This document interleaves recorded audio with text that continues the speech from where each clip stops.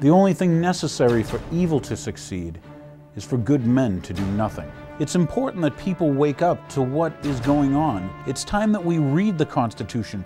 It is error that needs the support of government. Truth can stand alone. That was given to us by Thomas Jefferson.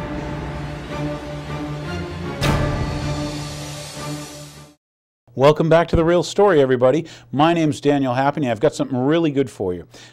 Tonight what we have for you is a little bit of education on what's called RFID, radio frequency identification. Very interesting thing, huh? It's something you're going to be, well, you're going to be exposed to more and more, whether you want to or not, but it's going to be something that you should consider, especially when it comes to your personal liberties, your freedoms, and whether or not you want to live in a society like they had in the late 30s in Germany, let alone the early 40s. So, why do I mention this? Well, I had an opportunity to go to the Live Free or Die rally up in Jaffery, New Hampshire.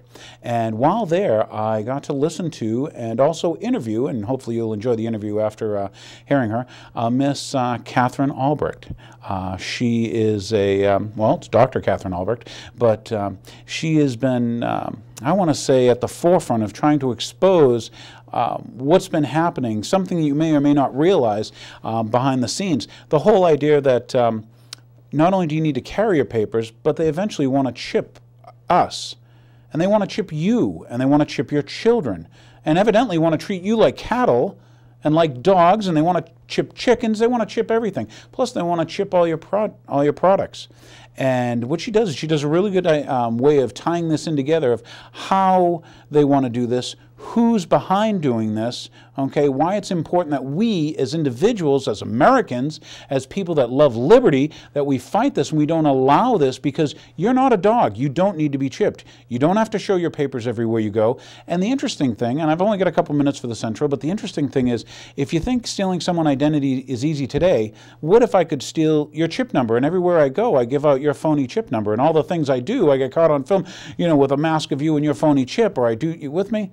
It's not helping the people. It's not helping, you know, it's not helping, it's not, I don't believe it's good. It's almost Orwellian of what they want to do in the future. So what I have for you tonight is something really good. It's Radio Frequency Identification Show. That's right, RFID show, and why it's important to you, and how this ties into a global ID, how this ties into your new driver's license, the, what is it, the ID Act or whatever that they passed, the National ID Act, and what's really behind it, and who's behind it. And these are the same people that numbered people in Germany. That's right, when you go behind the scenes, who's behind this, whose money, whose idea, how are they setting up this tracking grid, and who's it for? Well, it's for you, and it's to track you, and it's to track your children. And I don't think it's good, and you should know about it, and being a Sharonite, you should stand up and do something about it. So here we have for you, the RFID show. Enjoy. And by the way, if you have any comments, get in touch. You know, also watch the credits at the end of the show. We've got some really good things you see. You may have seen Katherine Albrecht also on our, we showed for you Freedom to Fascism, which was a movie by Aaron Russo, who has now passed away about a year ago, and hopefully we keep him in our thoughts and prayers. So enjoy the show. I have a good friend who was driving from Texas to California. She was stopped no fewer than 3 times at checkpoints along the roads, miles from the Mexican border, about 100 miles north. Stopped, and dogs were sniffing her car. They actually asked her, they made everybody in the car show their ID. She had some kids in the back, and they asked her to roll down the window, and they even asked the kids, hey, is that your mommy? Where are you going? What are you going to do in California? And my friend was actually interrogated. Well, why are you going to California? How long do you plan on staying there? All right, well, that kind of thing, eventually, I think people begin to wake up and say, something doesn't smell right here in my country anymore. And when was the last time you heard somebody say it's a free country? So right now, I believe, is the moment. And I want to inspire you not to give up hope, because I know when you work on these issues, I've been in the trenches here since 1999. When you work on these issues long enough, and you talk to enough people who can't hear you and can't, you know, the message can't get in their heads, or who knows, maybe they even like all this surveillance, you can lose hope, you can get a little bit disheartened. And I really want to encourage you that in my experience, I've done over 800 hours of radio all around the country, some of the biggest and smallest shows, pretty much anywhere as a guest. And I can tell you that every single radio station that I go on, people call up and they say, what can we do? I want to get involved, I want to change things. So I'm very encouraged. If we've got 15 or 20% of this country, do you know how many millions of people that is who are on our team? And you don't need to convince everybody. You just need to get that 15 or 20% mobilized. You need to get them out here. You need to get them to join you as you put together actions, as you put together lawsuits to bring some of these criminals in our government to justice. You need to get them out to things like the protests that we did a couple weeks ago down in New York City over putting RFID spy chips into clothing. You need to mobilize people to support lawmakers like Representative Joel Winters here when he's got a bill that is supporting our liberty.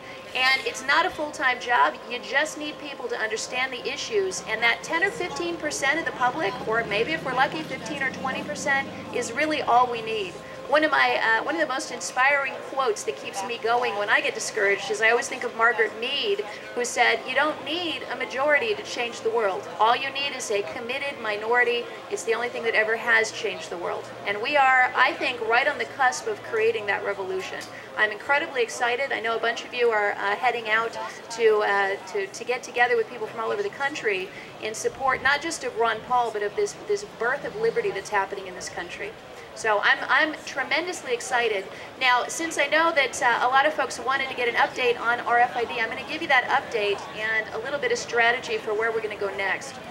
As far as RFID goes, for people who aren't familiar, those are the tiny radio frequency microchips that can be embedded into clothing or shoes or books or plastic products, really anything, and make those objects remotely surveillable or remotely trackable. This is usually how I introduce my speeches. I say, who knows you're here? How many people had to sign in to a sign-in sheet to walk in here? Pretty much nobody. Your friends know you. You know your friends. But, if somebody wanted to walk around, it would be very hard for someone maybe who didn't like a gathering like this to identify all of us. Fair enough?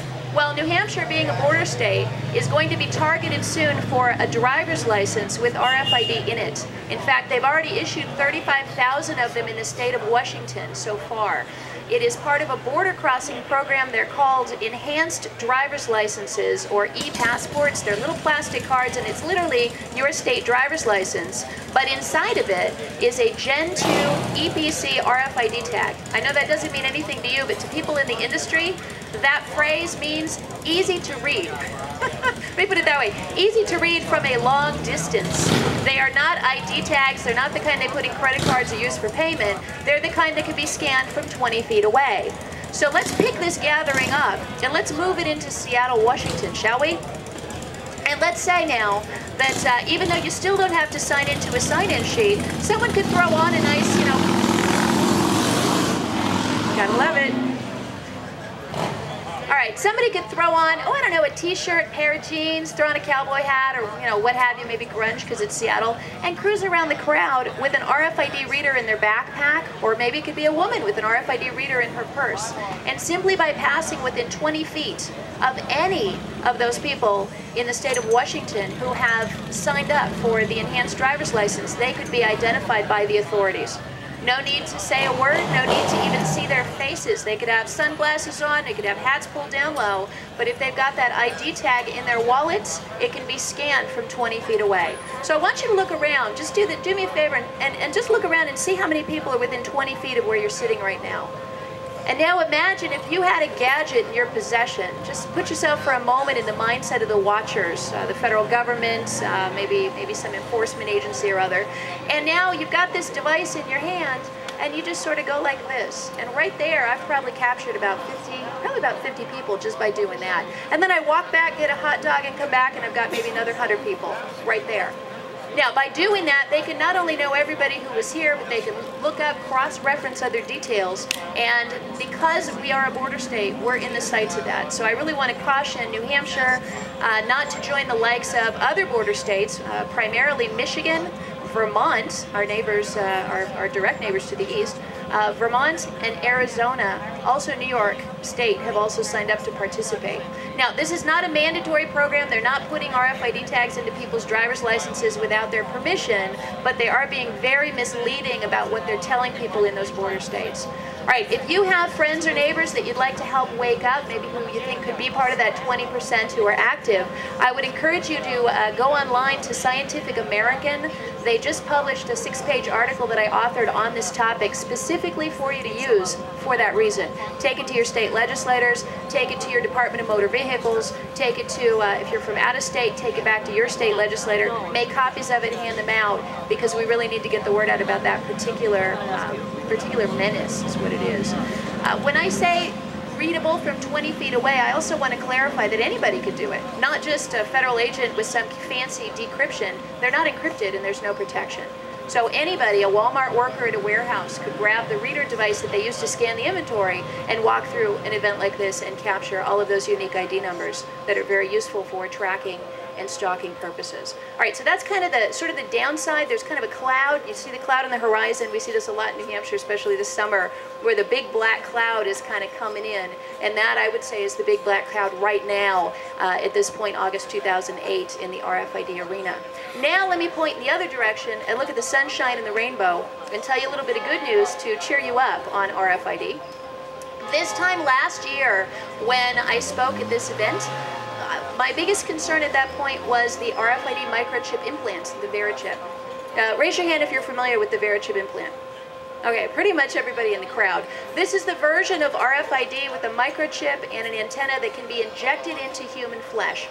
And it wasn't that long ago that I flew down to Florida to head up a protest and a prayer vigil outside of an Alzheimer's community center where they were implanting elderly people with this device against their will, or at least without their express consent, because they were not able to really even understand the procedure that was being done to them. Some very disturbing footage on Good Morning America showing some older people clearly with dementia, clearly not understanding that they were being used as guinea pigs as part of what even VeriChip acknowledged was an experiment, a medical experiment, to see how these things would work as a way to manage their electronic medical records. So I devoted the last year, probably year and a half of my life to really focusing on that issue of microchip implants in an effort to get the word out about some research that had come out over the last probably 15 years. 11 different studies published in major medical journals linked those microchips with fast-growing malignant cancers in laboratory mice and rats. So you put one of these things into a mouse or a rat, even if they're not part of any other study, even in the control group where they didn't administer any compounds to them, they put them into the mice and rats, and in some cases the tumors they developed were bigger than the mice themselves. These things would grow to such an extent that they would kill the animals in some cases within a matter of weeks. Now, when we looked into this research, I said, how can it be possible that they approved in 2005 that the FDA approved this VeriChip implant for use in human beings if it so clearly has been shown to cause deadly metastatic, meaning it spreads throughout the body, cancer in these animals?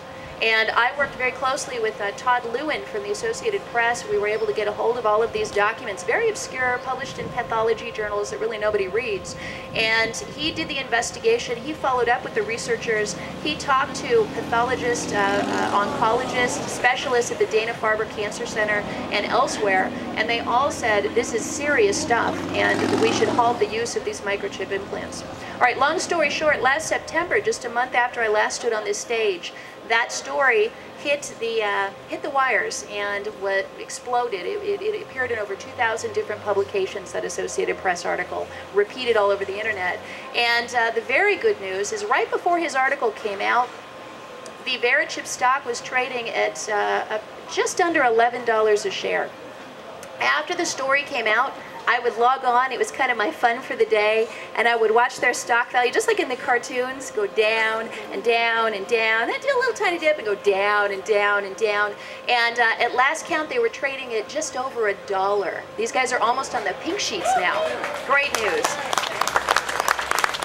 Not only that, it gets even better. So they went from predicting at one point that they would have a market of billions of people worldwide that would be implanted with their products. And you may laugh, and at this point we can laugh, but I got to point out that China just issued 1 billion RFID chips to its citizens in a mandatory national ID card that they're all required to carry to make them remotely scannable by the communist government. So it wasn't that far-fetched for VeriChip to say, we want to have billions of these out there and we're all going to be incredibly rich, so invest in our company. Well, I'll tell you, for a company that thought it was going to be making billions of dollars, guess what they earned in the first quarter of 2011? Total, $3,000. $3,000 total from their chipping operations, and we understand that that was actually for maintaining the records of the Alzheimer's patients who had already been chipped. I know of at least one person, and I believe now multiple people, who have had their microchip implants removed out of fear for the cancer. So let's score one for victory, and I just want to let you know that that fear, I think, at least for the time being, has been allayed. So good news. It's always fun. All right, I want to let Joel have an opportunity to come up and speak about Real ID and give you a sense of what's happening in the upcoming legislative season. Joel and I have been working together on the issue of RFID labeling legislation. We really need your help. And the reason this is so important is because I was just down at the Fashion Institute of Technology in Manhattan 2 weeks ago. And the reason I went was because they hold an annual event called RFID in Fashion. And these guys this year scared the bejeebers out of me. They've got some of the biggest clothing companies in the world on board with this notion of beginning to put individual RFID tags into our clothing. If they do that, then there won't be any need to put it in your driver's license. They can just scan you and know who you are based on your shoes or your shirt or your underwear. So that's a very, very serious concern. The biggest problem I have with that, the companies that want to do it are anti-theft companies who specialize in hiding the devices into clothing and shoes. They're the ones who sandwich it between the layers of the soles of your shoe. They're the ones who sew it into the label, or sew it into the seam, or sew it behind a button, or insert it into a button. That's what they specialize in doing, and those are the people pushing this. And they're not small companies, they're huge. One of them is ADT, Tyco, one of the biggest corporations on the globe, ADT, who make the security devices in your homes, the alarm systems, they're pushing this to stores, and they've got contracts with literally thousands of stores across the country. So this is the menace that we face right now in New Hampshire, sort of our storm clouds. On the government side, we got to make sure that this state never agrees to offer these remotely readable ID cards. And on the consumer privacy front, we've got to make sure that this state, even if it has to be the first, puts out a law that says they've got to tell you where the tags are. Now, as a good libertarian, I know I'm not a big fan of laws. Joel can tell you I'm not normally supporting laws, but this law I think is crucial, because to put a tracking device in your shoe and to use it to track you around and not to tell you that it is there is a form of fraud, and that should be illegal. I believe very, very strongly. Their right, what is the old libertarian phrase? Your right to swing your arm ends where my nose begins. Well, their right to track the product ends where my purchase begins. And they need to at least let me know it's there so I can exercise that right to turn off the tracking if I choose to. So those are the big issues. I would urge you, get in touch with Joel. He's doing fantastic work up there in the State House. It's an honor and a pleasure to be working with him.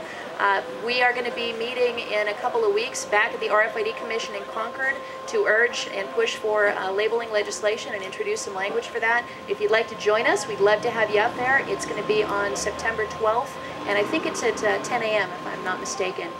In the Legislative Office building. We can give you more details. My email address, kma@spychips.com. All right, thanks for listening. And thanks for coming out today. I love seeing you guys. Hey, welcome back. Here we are in Jaffery, New Hampshire with Dr. Katherine Albrecht. Hello, Katherine. Hey, it's good to talk to you. What brought you here to Jaffery, New Hampshire on this day with these people?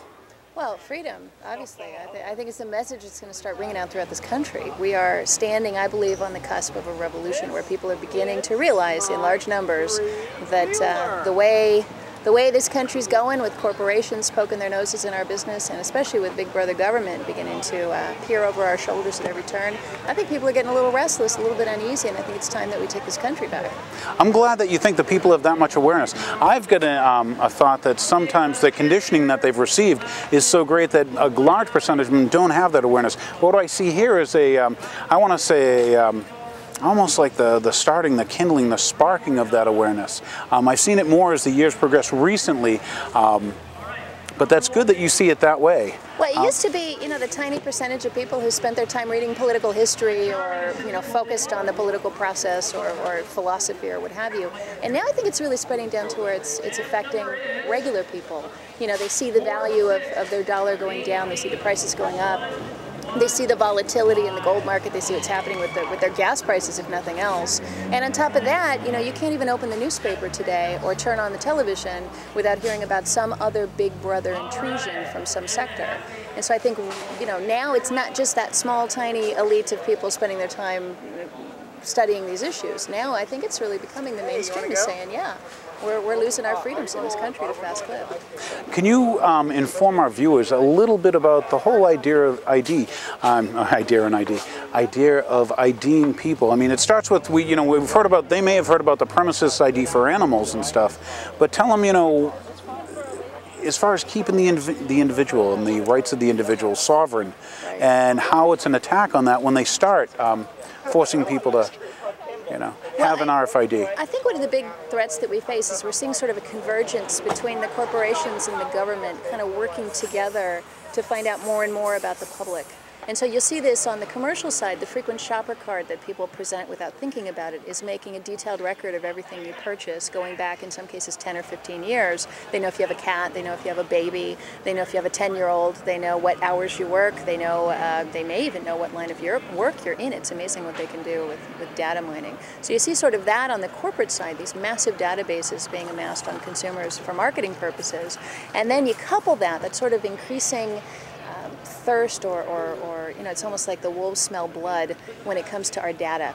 And then on the government side, since September 11th, we're seeing the same push to get that kind of information into those databases. And so you're seeing sort of the two, unfortunately, kind of moving together to the same place. And on the government side, Real ID, the national driver's license, or the national identification system through these state driver's licenses that would be consolidated, that's really how the government is going to push that angle. No longer will it be you simply talk to the state of New Hampshire or Massachusetts about who you are. Now you're going to be talking to the federal government about who you are, and all that gets consolidated.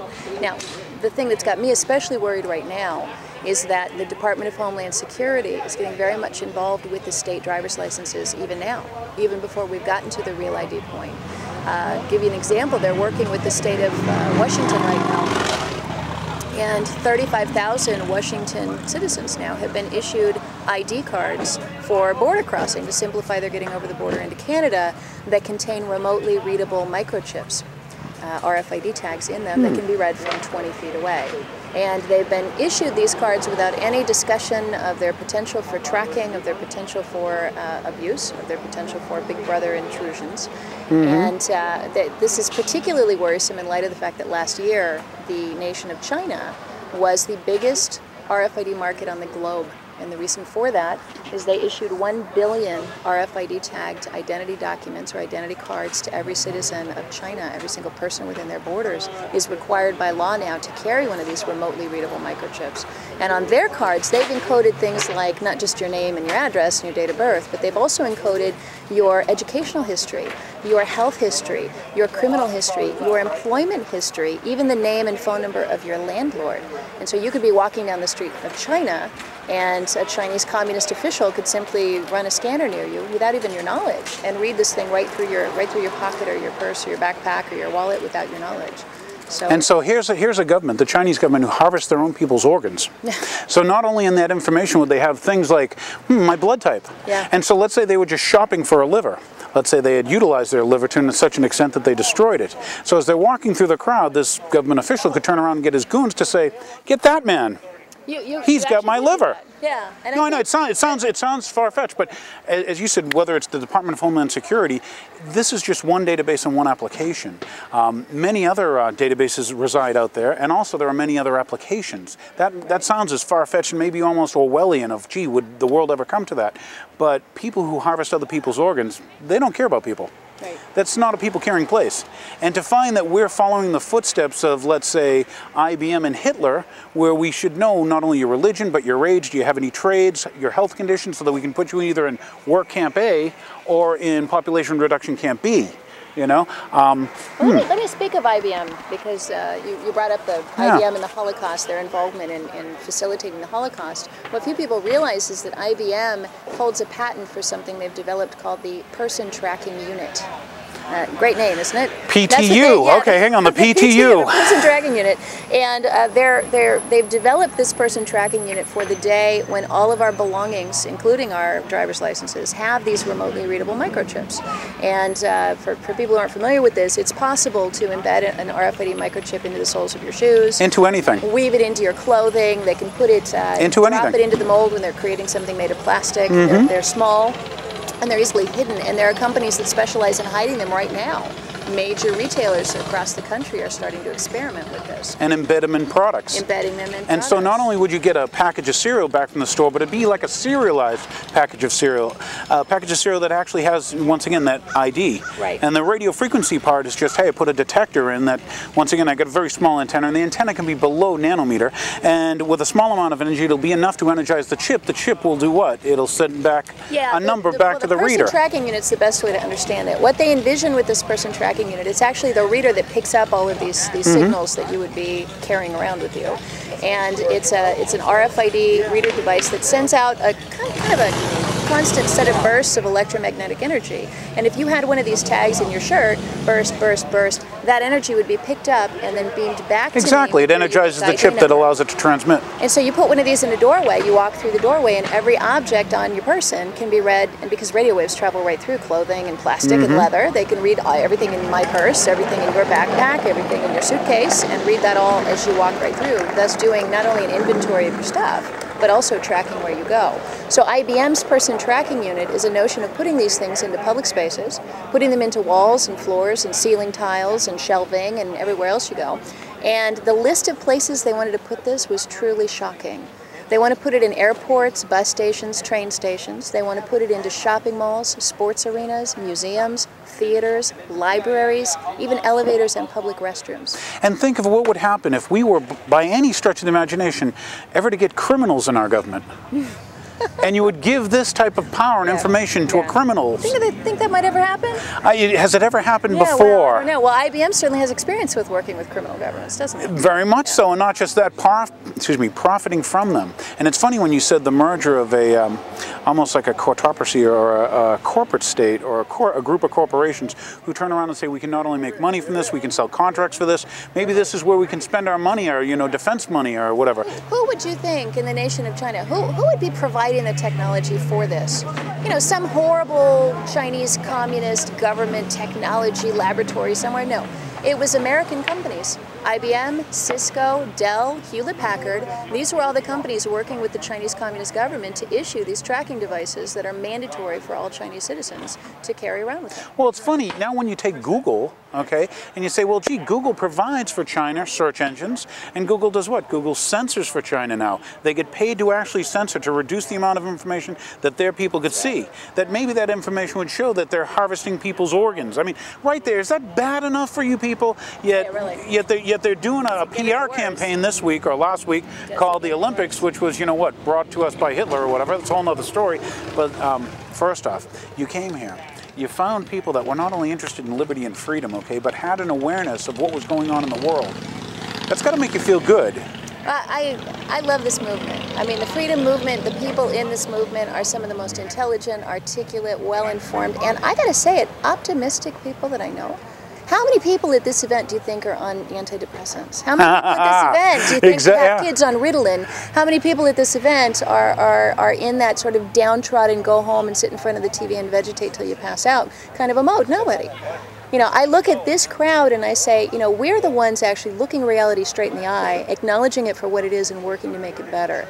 And we don't need to drug ourselves. We don't need to put ourselves to, you know, into a state of zombified stupefaction. We can actually look at the reality. And I'm hoping that as more and more people wake up to this reality, that we can start getting away from all of that self-medication with television and video games and all the things that people are using so they don't have to think. I always try to tell the viewers and stuff, and that is that there's a reason they call it programming. Okay? Well put. Always ask the question of the people, why do they call it programming? Absolutely. Well, and you know, I always think about, remember the cartoons from when we were kids, and they'd always have the evil genius, or like in the Pink Panther movies, and he'd be, I'm going to invent the diabolical device to control the world. Well, you don't have to worry about a mind control device being somehow beamed at you from a satellite. 98% of Americans have them right in their living room. And unless they're watching programs like this where they're actually learning the truth, Yes. they're getting programmed. You're absolutely right. It's a mind control For my device. viewers, let's say they walk their neighborhoods this evening. And what I always do with my children, when it's ever, whenever the sun goes down, Right. I ask them, do they see the blue light? No. Because as you walk the neighborhood, in everyone's home, the blue light's on. And they're all, like you said, zombified. I believe it's a great conditioning device. It's a very successful tool that's used. Okay, and if they're not aware of it, now they're spending thousands of dollars to get a bigger, wider, flatter one, so that they can absorb it in, at a greater rate. But once again, thank you for coming. Hey, it's been a Thank you for delight. the time. Yeah. Have a fantastic. Oh, before we go, tell the folks a little bit. Can you tell the folks a little bit about, your radio show? Can you tell them a little bit about opportunities in California, the Golden State? Yeah, you can to learn more about my research. You can go online to antichips.com. That's where I've done or posted all of my research into the human microchip implant. To learn more about RFID tags in consumer products, you can go to SpyChips.com. Maybe you can run that under the screen here. We can. And I have a daily radio show from 10 a.m. to noon, Monday through Friday, Eastern Time. And that's on We the People Radio Network, or WTP for We the People, RN for Radio Network, WTPRN.com. And I'm heading tomorrow to California, where I'm going to be talking to a number of major radio stations out there about getting the program syndicated and beginning to get this message of liberty out to a much larger audience. We're aiming ultimately to be getting this out to millions. I'll tell you what, there are microphones out there. I recommend, there's all sorts of good ones, so you're going to sound great on them. You're going to, and not just that, you help people. And that in itself is enough to make people, I sleep good at night when I try to help people. You get a good voice, you get the good thing, you'll do well. Yeah, well, I've been doing it 18 months, and if people want to check out the archives, they're all right there online. Excellent. All right, thank Super. you. Thanks. Okay, good. So wow, that was pretty impressive, wasn't it? Now you're a lot smarter than you were. And you've got an understanding of who and why and what's going on. For you today, I brought this for you. This is a copy of the Scientific American. This is this month's issue. I highly recommend you read it. Yes, that's right, that young lady you got to listen to? Dr. Katherine Albrecht, she actually has an article in here about RFID chips, but this also covers a lot of the electronic and electric security stuff. Good issue, by the way. So once again, grab the Scientific American, get to see the gal, get to listen to, or read other things, and some other good writers in here. Rather interesting info. So you're a little bit smarter. I will also say that if you have an opportunity, go to the Sharon Public Library and take out the DVD called America, Freedom to Fascism by Aaron Russo, who once again has passed away from cancer about a year ago and was a great man, a real American patriot. Hard to believe he didn't wear a football uniform and all that stuff. He was a patriot type patriot. But she's also in that movie. You can see and listen to what she has to say in there. So this was a great episode for you. Hopefully you're much smarter, you're much more aware, and don't turn into cattle. Don't turn into sheep. Don't be treated like cattle and sheep. Don't go for this where are your papers, we need to know everything about you thing. You know why? Because you're an individual. And as an individual, you have rights. You've got to start learning to stand up for them. And your privacy, by the way, is one of your rights. Don't want a chip in my wallet, chip in my car.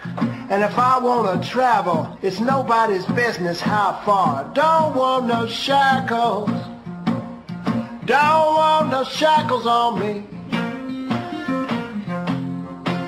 Don't want a chip in my mother, chip in my wife, a chip in my babies. Stay out of our life. Don't want no shackles. Don't want no shackles on me.